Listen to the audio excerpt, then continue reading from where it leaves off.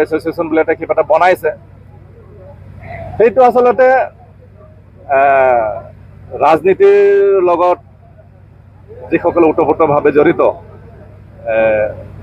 UPPL দলৰ লগত যিখিনি তাত নেতৃবৰ্গ আছে, গোটেইখিনি UPPL দলৰ বিভিন্ন বিষয়ত বিষয়ববীয়াসকল হৈ আছে।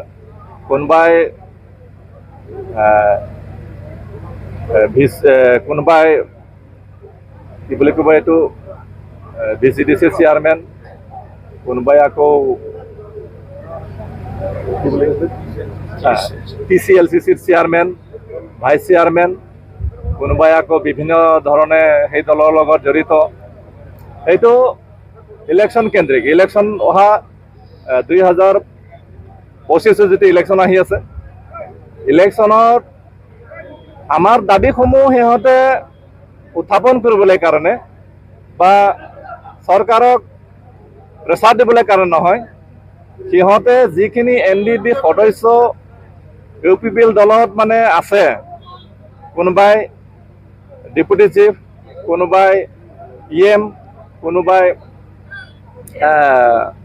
MCLA আছে, সেইখিনি হয়তো অহা 2025 নিৰ্বাচনৰ সময়ত টিকেট নাপাবও পাৰে।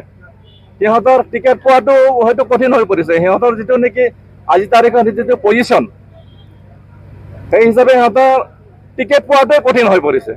গতিকে এই মানুহখিনিক লৈ পেলাই টিকেটৰ দাবী কৰিবলৈ কাৰণেহে সিহঁতে বনাই লৈছে।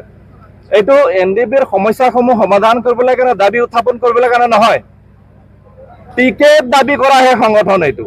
ইহঁতে গোবিন্দ বসুমতাৰী, ফেৰেংগা আৰু কোনোবা চামজাৰাং, সিহঁতৰ টিকেট দাবী কৰি দিবলৈ কাৰণেহে সিহঁতৰ প্ৰয়োজনৰ খাতিৰত বাকী যিখিনি সিহঁতৰ লগত জড়িত যিখিনি প্ৰাক্তন NDB সদস্য, সেইখিনি সিহঁতে টিকেট দাবীদাৰ সংগঠন হিচাপে বনাই লৈছে, বাকী একো নহয়।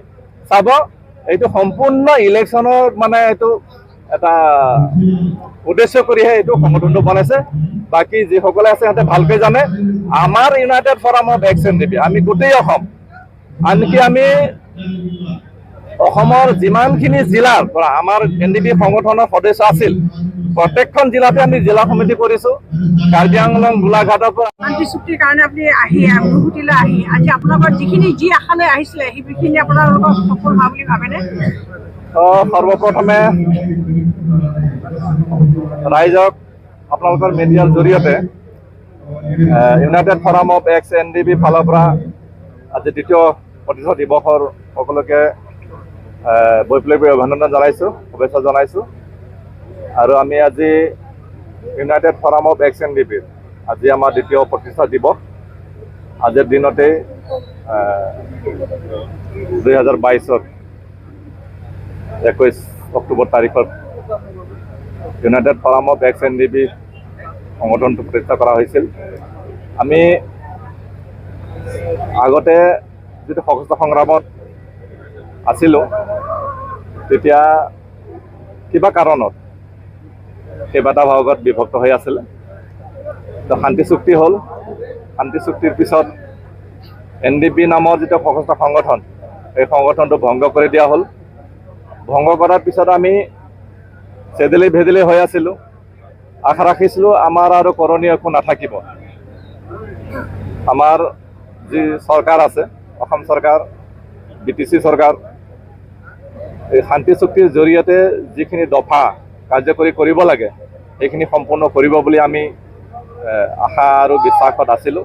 কিন্তু দেখা গ'ল যে আমাৰ সমস্যাসমূহ সমাধান হোৱা নাই। আমাৰ সমস্যাসমূহ বহুখিনি সমস্যা, যেনে আমাৰ ৰিহেবিলিটেশ্যন, পুনৰ সংস্থাপনৰ যি ব্যৱস্থা, এই ব্যৱস্থাসমূহ হোৱা নাছিল।